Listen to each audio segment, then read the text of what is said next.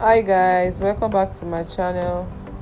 Today we'll be working on how to make your groundnuts, how to fry groundnuts at the comfort of your home. Do well to like, subscribe, and turn on your notification bell so you can get notified once I post a new video. First off, you'll be adding your pan and your sand on the burner on your gas. Then you introduce in your groundnuts.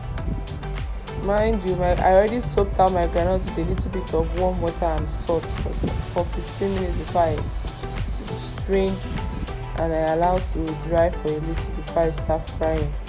So now the groundnut is in the pan, you just keep stirring. At this point, I think my spoon is burning out, but I'll just try to manage and see how well it can go. You keep frying. You turn evenly so you can get cooked evenly. You flip it over, you turn, and you keep up with the process. Note, don't leave your groundnut on the fire. It's something you keep doing. You keep turning. You stay with it and you keep turning it until it start turning brown. You start noticing it getting dry. The water from the groundnut will start getting dry as you turn. You keep turning on the fire. It's a working process. You don't leave it and go. You stand with it, or you stay with it and you turn. You flip it over so you can get cooked evenly. You don't want to have one cooked groundnut and the other one is not well cooked. So you turn, you stir. You do your cut and fold method. You turn and you stir evenly. Then you wait for a little while. You turn, you wait, you turn, you wait, you turn, you wait till it gets to the perfect shade you want it. As for me, I will always like my groundnut to be looking a little bit brownish, not burnt, but a little bit brownish. That's why I take my time to do it.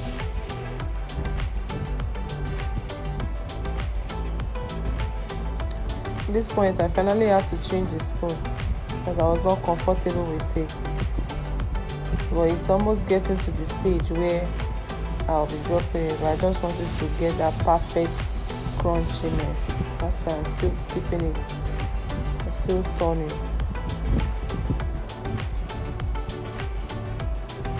You can see the sand is looking drier than we started because it has gone through the normal process of getting done.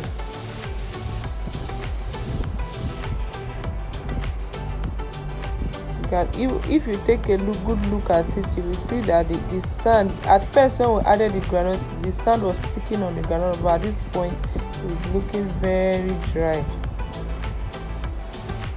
This will tell you that you are getting to that stage of perfection.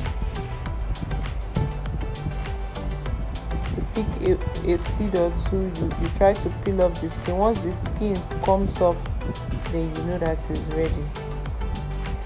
You do your fast check on it. You pick a seed or two, you try to peel off the skin. Once it comes off, then you know that your groundnut is perfect and ready.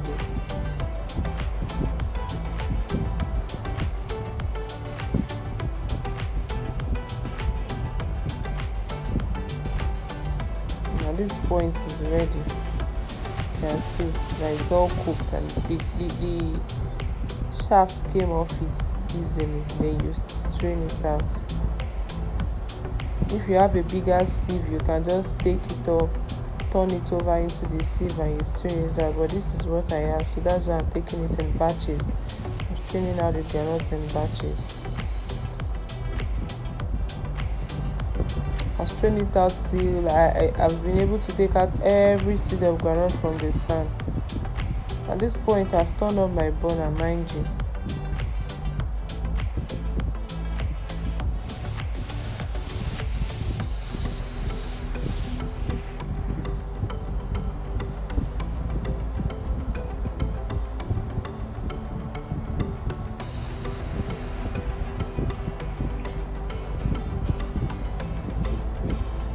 I'm done straining on my groundnuts. It's very hot too.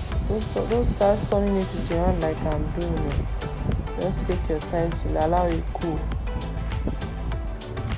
Then you just take off the peel. Try to peel it out.